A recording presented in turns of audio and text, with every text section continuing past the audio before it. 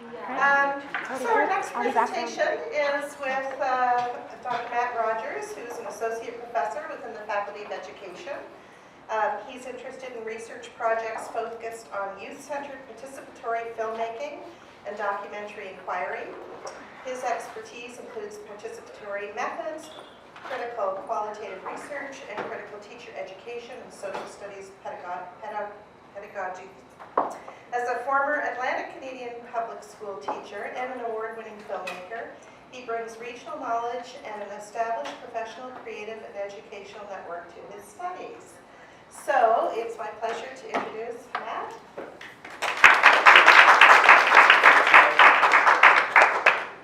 Thank you, everyone, for inviting me to present here today.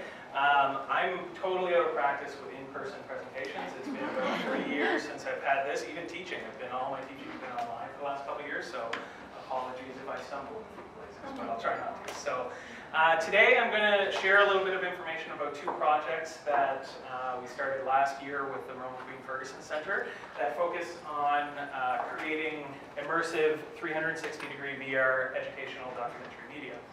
We okay? Yes. Okay, sounds good. So just to give you a little bit more context for my research program before we get into it, as Sheila mentioned, I do a lot of work around participatory media production with young people and in school context to address social and institutional issues. For the last 12 years, I've coordinated a film program in the schools called What's Up Doc, which involves creating documentaries as a way for young people in English classes to speak about institutional issues, social issues, and speak back to things that are going on in their communities and schools as well. I'm also a filmmaker, so with colleagues from UNB and outside of UNB, I run a production company called Frictive Pictures, Inc. And through that, we develop both narrative fiction and documentary films. And this is actually a new direction in my research program and my work in documentary, exploring the potential of immersive documentary filmmaking for pedagogy or for participatory community engaged work. So I'm going to share a little bit about where I'm going with this work. It's very early in these projects, so I don't have a lot of kind of findings or data to share about these projects yet. We just started them, but my hope is to give you a little bit of information about the rationale that went into planning these projects and to give you an overview of what we're hoping to do. So first, I'm going to talk about what are immersive 360-degree VR documentaries, talk about the projects and the rationale, and then on the screens, I'll share a bit of an example of some footage that we've been able to create so far. And then as far as my research, I'll talk a little bit about some of the questions I'd like to explore using this technology and the communication tools. So simply stated, 360-degree VR documentary is documentary or media recorded with a spherical camera that provide an immersive experience for audiences. So how this technology works is that footage is captured in every direction at the same time. So if you can notice on this camera here, there's 6 cameras that go around it, and it's called an omnidirectional camera, or you could use multiple cameras. But what happens is these 6 cameras that are in here get stitched together digitally. So you load it into the computer, it stitches them together, and it creates a wraparound video for you as a final project, or as a final product. And then, so right now you can share this kind of footage on YouTube or Vimeo or a lot of other streaming services. And there's a couple different ways you can kind of access it when you're on these platforms. So if you were on a computer and you were watching YouTube with it, you could click your mouse on the footage and drag, and the footage would move around and you're able to look around the room. If you're watching it on a cell phone, you can do the same thing where you could swipe left or right, up or down, and you can move around the room. Or the really neat thing with watching it on a phone is if you move around, it's almost as if you're moving around the room, looking around the room as well. And then also virtual reality headsets, not as accessible as these other 2 mediums, but if you do watch it in a VR platform, then you actually get a 3D experience of the footage because it records in in stereoscopic vision, which creates depth for you when you watch it as well. So it's actually a pretty engaging, immersive experience to watch it that way. But we're not hoping for that for these projects because we realize that people who are accessing them, that technology is not as widespread yet. So what viewing experience does this generate? From my experiences with it and some of the literature I've kind of engaged with, talks about spatial sense, so the feeling that the audience member is immersed in a particular space and has some ability to look around that space, but also gives the audience a sense of geography. So I like this quote, so the layout and relative position of objects within a shot. So as a viewer, you get not only that sense of space, but actually where things are relative to each other.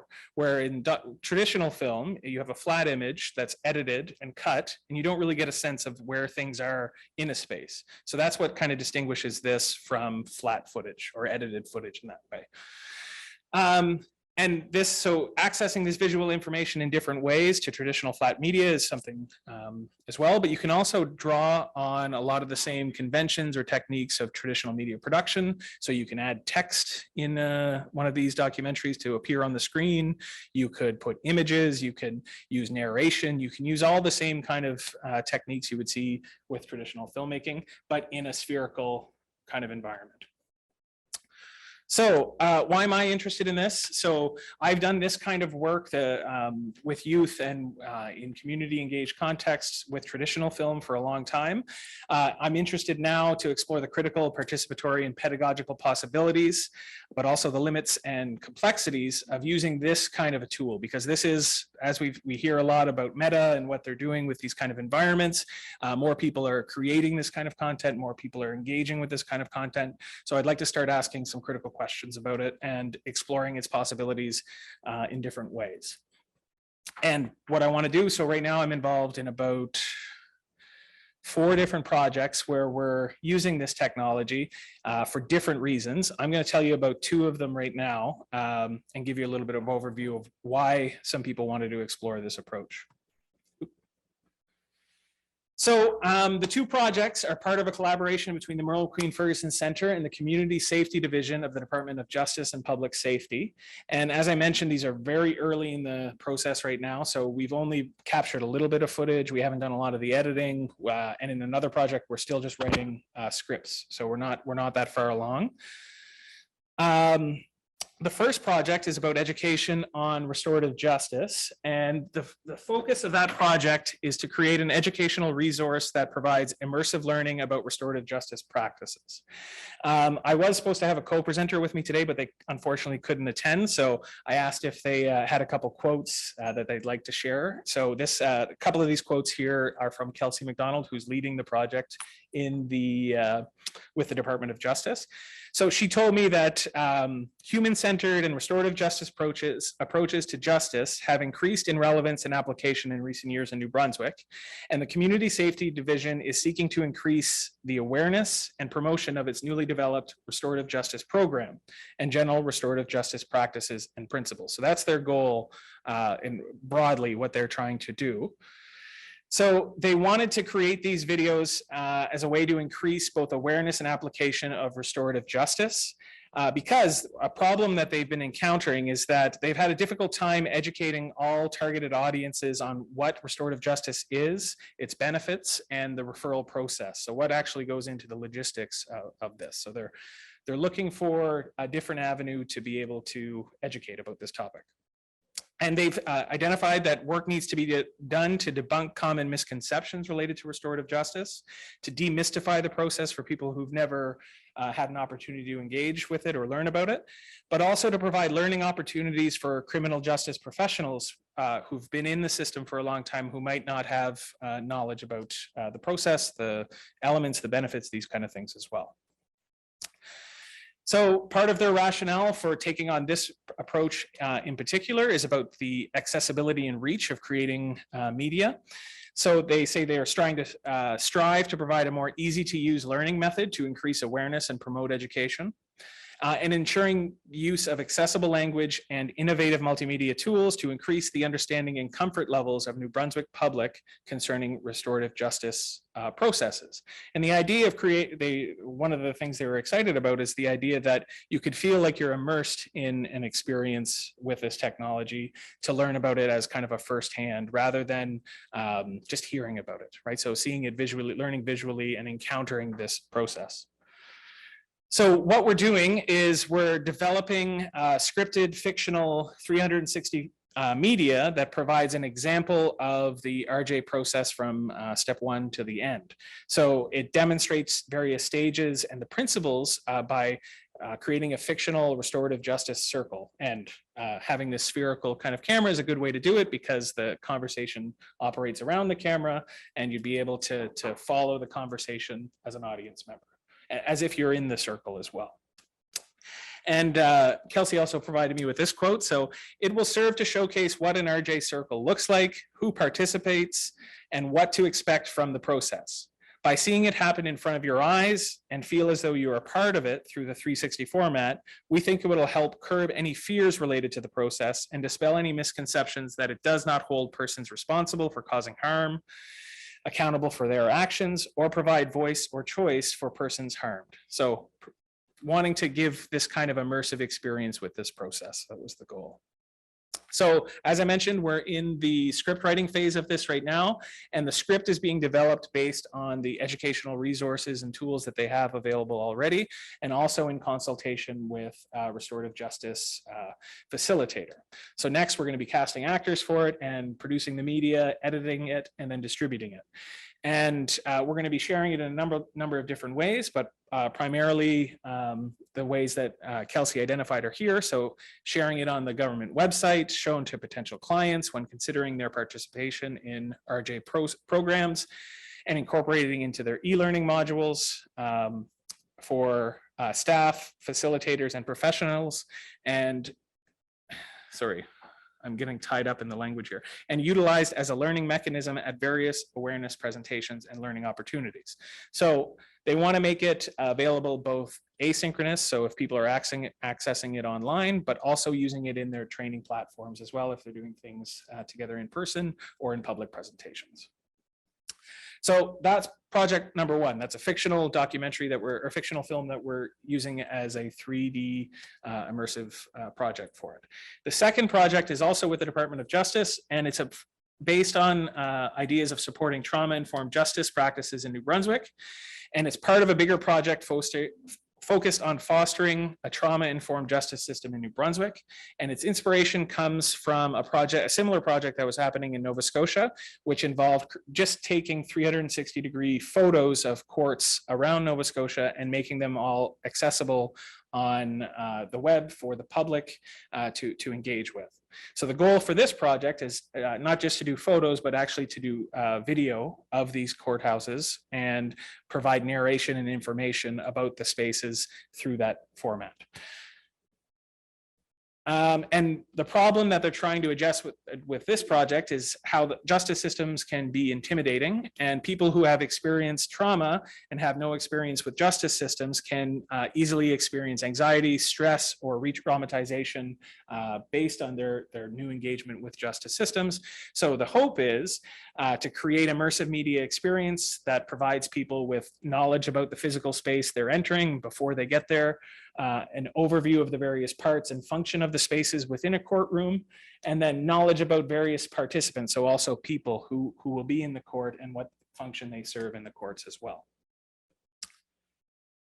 So what we're doing, I'm going to show you an example of it because we do have some footage from this project. So there are 360 educational documentary media of the courts themselves. There'll be narration that will provide information for the audience about the court when we're in particular parts of it, as well as putting text on the screen to help provide other kind of additional information for the audience while they're watching it.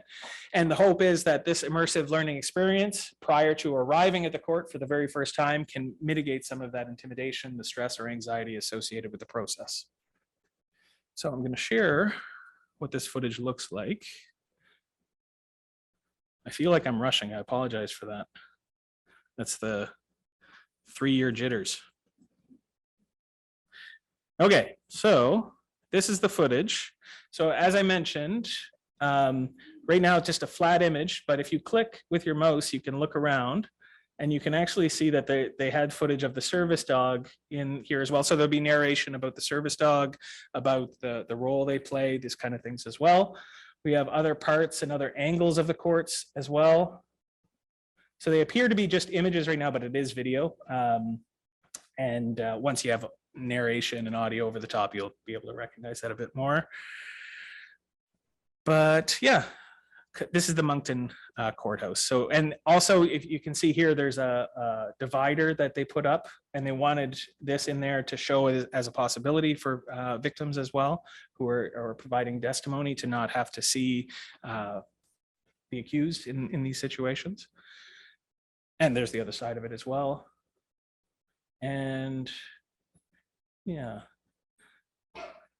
Now the Moncton courthouse it was also kind of interesting to be shooting at this time, because this was during COVID time. So the actual setup is not totally the same as it always will be. So the narration and the scripts we're creating will have to reflect that. So it'll be used at different times as well too. So that's just a quick example of an overview of these projects. Now, some of the questions I want to ask.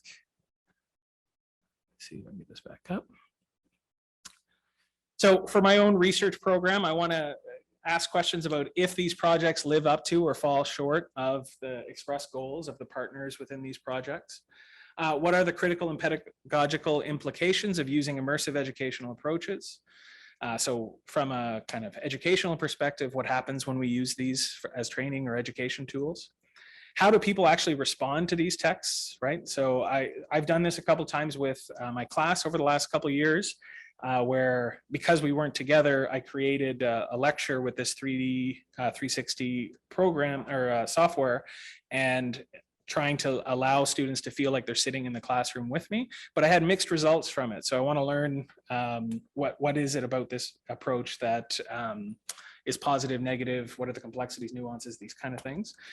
What equity and ethical issues are important to consider and navigate when we use this as a methodology, especially if we're going to be using it to address sensitive topics, equity issues with young people, in my case, and projects that I want to pursue. So those are some of the questions I want to ask.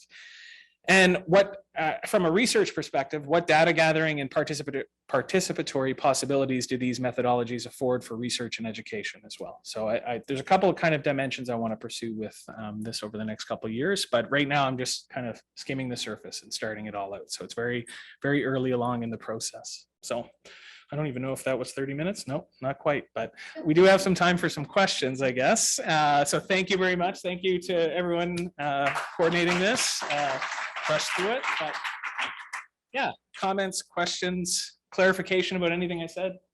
So this is extra fascinating for me because both of the items that you touched on were files that I was overseeing in the role before my current job. And I just have to say that vantage point and access to like the courtroom experience is, I think, so much better than any other resources that we've had leading up to this point in terms of being able to help people understand what to expect. And I think that that's heading in a phenomenal direction, and really pleased to see that. And on the same end of things, with the restorative justice circle, a big part of being able to leverage that approach to justice is getting police officers and probation officers on board and there are exactly what you said, those perceptions of it. And I think even when we've done kind of little mini sessions on role play and with non-expert actors, right, it really helped change perception. But that involves you having to be in the same place, the same room, and redo. So I think that that's really going to open up opportunities to break down myths and really help to make that increase the accessibility of understanding the value of impact. So all I want to say is I'm really excited and great work, and I can't wait to do more. Thank you. Yeah, I plan to write about this after in this experience and present about it and what we've learned through this process as well. One of the things that really, so as an educator, what really interested me about this technology was the possibility of bringing people to places they couldn't readily experience otherwise. And I thought from an education perspective, from a public school perspective, there's lots of potential for geography education, lots of potential for museum study. Like there's so many different things you could do with it. But I think there's definitely questions we have to ask when we're trying to roll it out about what kind of preparation people need to engage with this in a meaningful way, how accessible, what kind of like, YouTube is pretty accessible in a lot of contexts, but high-speed internet doesn't exist everywhere in our province, so there's issues there as well. So I don't think it's a catch-all for everything. I think it's just another tool we can use within it. We should think critically about it while we're doing it. Oh, sorry. Yeah. Yeah.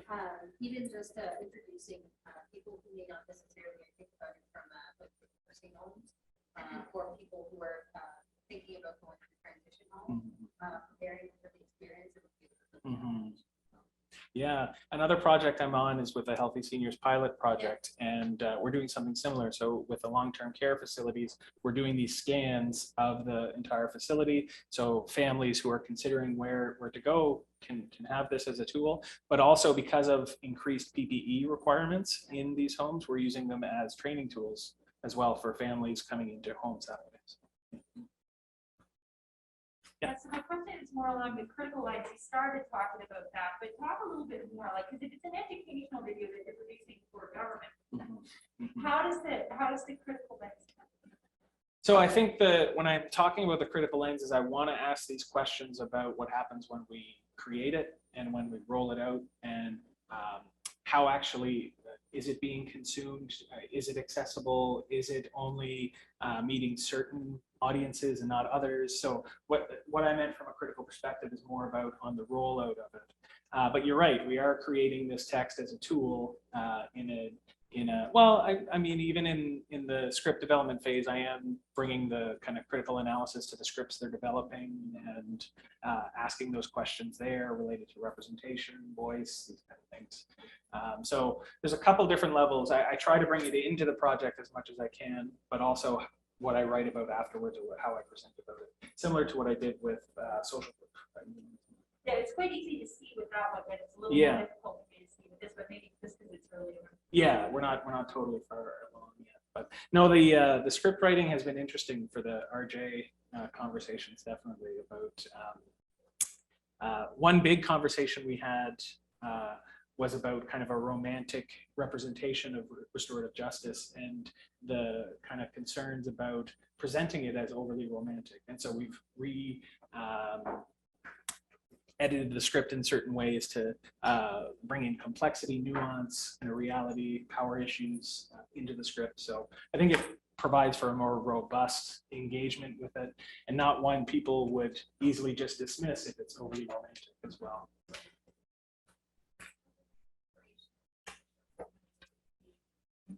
Justice lens to that, and be mindful of and respectful of that context and cultural significance of that. And I'm curious about how that's been played. So I've not engaged with all the literature that they are engaging with for the project, but I know that in a lot of the conversations I've had with that department, their literature does reflect that history, that context, that influence in restorative justice as well. So there is that element, but also talking about, because there was another video series that was created, I believe, with the Legal Group here related to restorative justice. So there was a lot of kind of back and forth and speaking back. But again, I'm not totally on that side of it, so I'm here as the kind of methodologist person with it. It's not an internet like any sort of. I'm just curious if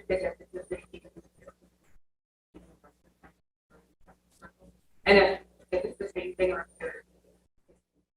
So from my understanding, and again, this is not my department, it's not my area, and it's not my focus in the research as well, but from my understanding, this is a diversion process within the criminal justice system and It doesn't work for every situation, obviously, but it is a diversion process to avoid criminal justice system and instead have a restorative justice system. That diversion process is embedded in our restorative justice. A broader philosophy, yeah. Yeah. It could include restorative Yeah. circles, it could include reflection letters, it could include lots of other elements that are Yeah. part of that, but it's embedded in the restorative justice way of thinking about it. Thank you.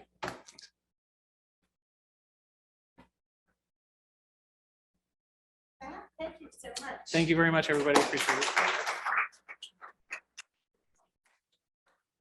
Matt, I can put you on the spot though, just for a second. Yep. Sheila, do we have like 2 or 3 minutes? Sure. Okay. Yeah. So, as you guys know, Matt was the interim director last year, and so he brought a whole set of tools to the center. I mean, you've always been part of the center, but you know, in your role as director, he brought some tools that I think we could all benefit from, you know, and we maybe you've got some information about, you know, some of the capacities we have. And so could you talk about some of the tools that are now available through the film kind of things that you've done? Sure. So over the last year and into this year, we were successful with a grant to establish a bit of a mobile media making kit within the center.